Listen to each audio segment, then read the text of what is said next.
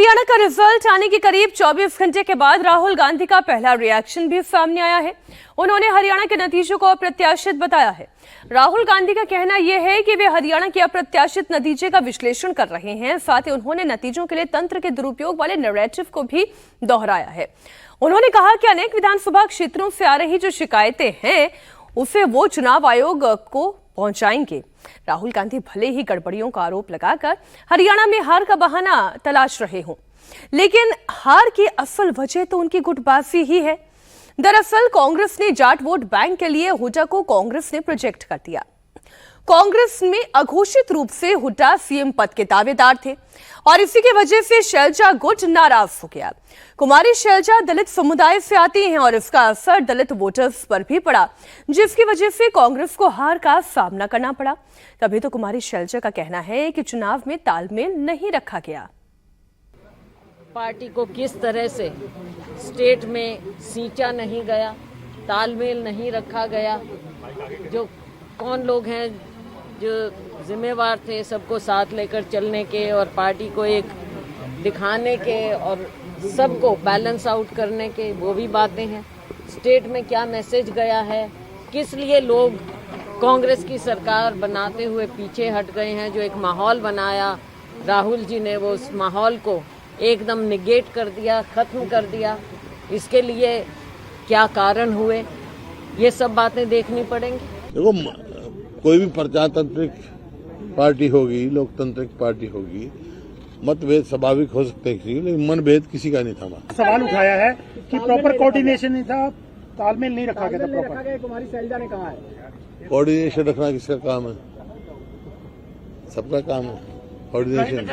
कौन सा कोऑर्डिनेशन का मतलब है? की बात जब आप कर रहे हैं तो क्या आप ईवीएम की ओर इशारा कर रहे हैं? क्योंकि आपकी ऐसा नहीं है कि कुमारी शैलजा का यह बयान नतीजा सामने आने के बाद ही आया है। चुनाव प्रचार के दौरान भी कुमारी शैलजा काफी दिनों तक उन्होंने प्रचार से दूरी बनाए रखी। हालांकि बाद में राहुल गांधी जब हरियाणा में चुनाव प्रचार के लिए पहुंचे तो मंच की एक वो तस्वीर भी आपको याद होगी जिसमें उन्होंने भूपेंद्र हुड्डा, कुमारी शैलजा दोनों का एक एक हाथ थामा और ये दिखाने की कोशिश की कि सब कुछ ठीक है, सब सामान्य है। लेकिन तब तक बीजेपी ने दलितों के वोट में सेंध लगा दी थी। हरियाणा में दलितों के लिए 17 रिजर्व्ड सीटें हैं, जिसकी तस्वीर अब मैं आपको आंकड़ों की जुबानी समझा रही हूं। कांग्रेस को सिर्फ 1 सीट का इजाफा हुआ क्योंकि बीजेपी को 4 सीटों का फायदा हुआ है। 2019 में 7 सीट जीतने वाली कांग्रेस केवल 8 सीट ही जीत पाई, जबकि 2019 में 4 सीटें जीतने वाली भारतीय जनता पार्टी को 4 सीटों का इजाफा हुआ, यानी कि यह आंकड़ा 8 पर आ गया।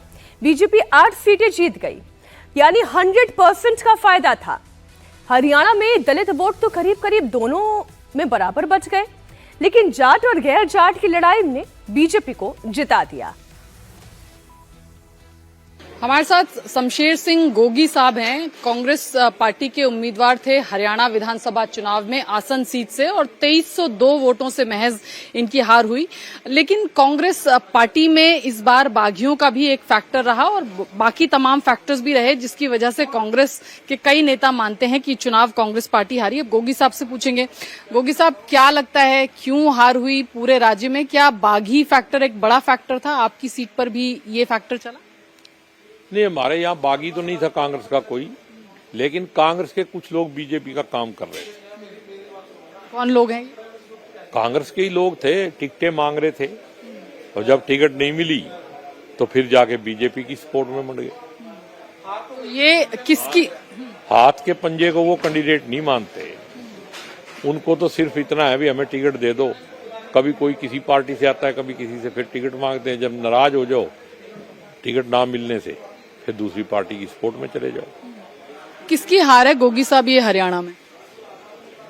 क्यों हारी कांग्रेस पार्टी? नहीं, कांग्रेस कहाँ हारी है? यहाँ तो जो आदमी, ये तो बापू बेटे के अंडर इलेक्शन हो रहा था। कांग्रेस का तो इलेक्शन नहीं, कांग्रेस लीडरशिप में कहाँ सामंजस्य था। कांग्रेस के जितने सीनियर लीडर थे उनको कहीं, बापू बेटा मतलब भूपेंद्र सिंह हुड्डा और दीपेंद्र सिंह लड़का वही थे। प्रदेश अध्यक्ष का भी कोई रोल नहीं था उसमें।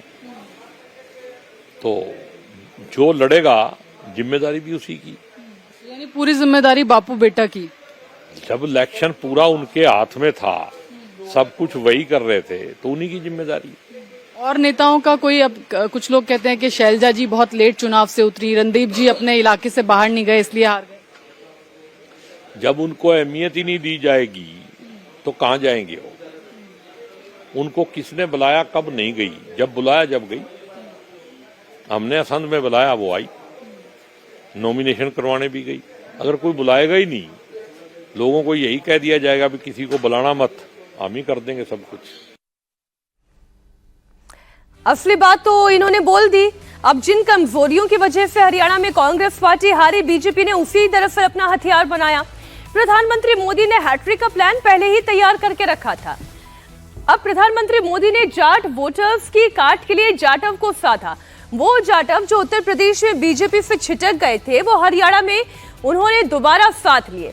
साथ ही DSC जो कि 14% है, यानी कि डिप्राइव्ड शेड्यूल कास्ट, अनुसूचित जाति, वंचित अनुसूचित जाति जिन्हें कहा जाता है, उसने भी बीजेपी को एक मुश्त वोट दिया। 10% जाटवों का एक मुश्त वोट पड़ा है। गैर जाट की ताकत यानी कि 44% गैर जाट वोटर्स का साथ बीजेपी को मिला, जिसने बीजेपी की नैया पार लगा दी, जीत की तरफ पहुंचा दिया। ये जाति का गणित है, वंचित अनुसूचित जाति का साथ जो कि 14% इसे खट्टर सरकार के दौरान तैयार किया गया था। ये DSC वोट एक तरफा बीजेपी को मिला। आदरणीय प्रधानमंत्री जी से शिष्टाचार मुलाकात हुई है, क्योंकि मैंने हरियाणा की जो प्रचंड जीत हुई है उसके बारे में आदरणीय प्रधानमंत्री जी को बताया है। और मैंने कहा है प्रधानमंत्री जी को कि आपको हरियाणा के लोग बहुत प्यार और स्नेह करते हैं, और उसका परिणाम है कि आज तीसरी बार भारतीय जनता पार्टी को इतनी बड़ी सीटें दे करके ये तीसरी बार हरियाणा में डबल इंजन की सरकार बनी है।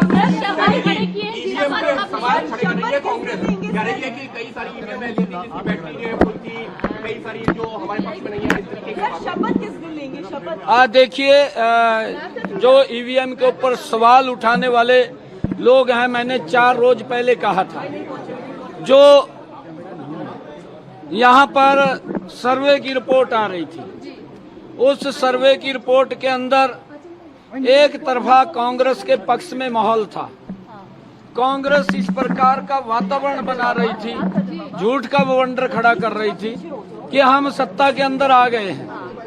और मैंने बार बार इस बात को कहा, मेरी कोई भी बाइट आपने देखी होगी, सुनी होगी, मैंने ये बात कही है कि हमने इतना काम किया है पिछले 10 वर्षों में आदरणीय मोदी जी के नेतृत्व में, और मुझे पूर्ण विश्वास है कि हरियाणा के अंदर तीसरी बार बहुत बड़े मैंडेट के साथ एक तरफा जीत भारतीय जनता पार्टी की होगी।